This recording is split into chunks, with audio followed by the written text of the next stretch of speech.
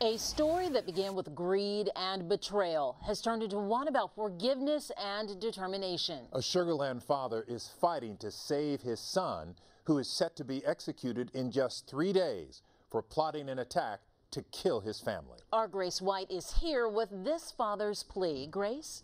This happened in 2003, but more than a decade later, Kent Whitaker says his son is a changed man, a man he's forgiven. But now he's asking the state not to kill the last surviving member of his family.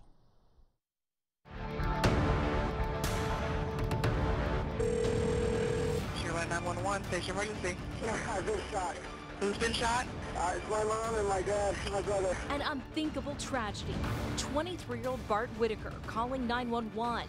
He and his entire family shot in their Sugar Land home. His mother, Tricia, and younger brother, Kevin, died. The only survivors, Bart and his dad. But police later discovered Bart hired a hitman to kill his family. They believe so he could collect his inheritance.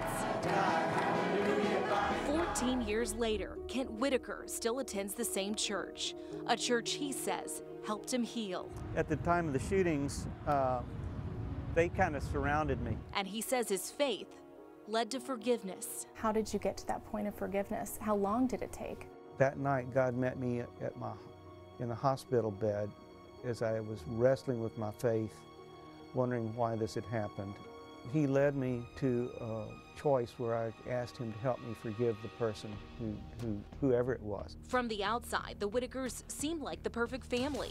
They attended church, vacationed together.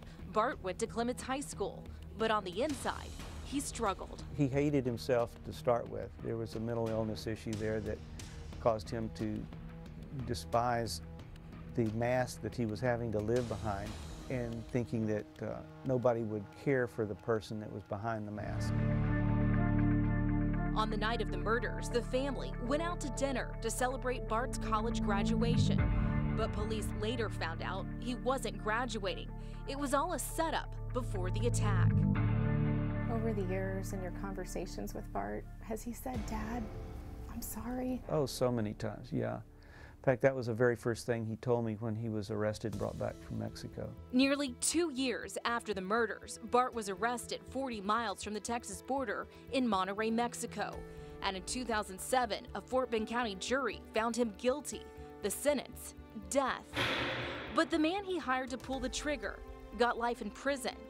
And from the beginning, Ken argued his son should get life too. District attorneys all over the state of Texas routinely defer to victims on whether to pursue the death penalty against a murderer.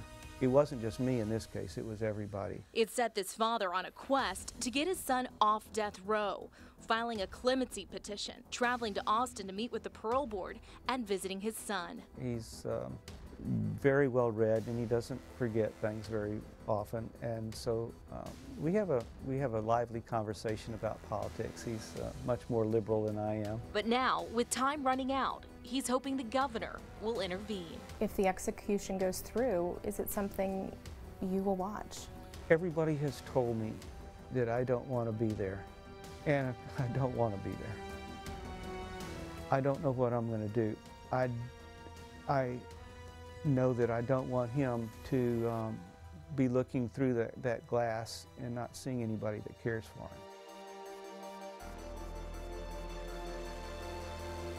Tomorrow, the parole board is set to vote on this dad's plea. There are 7 members and they need a majority vote.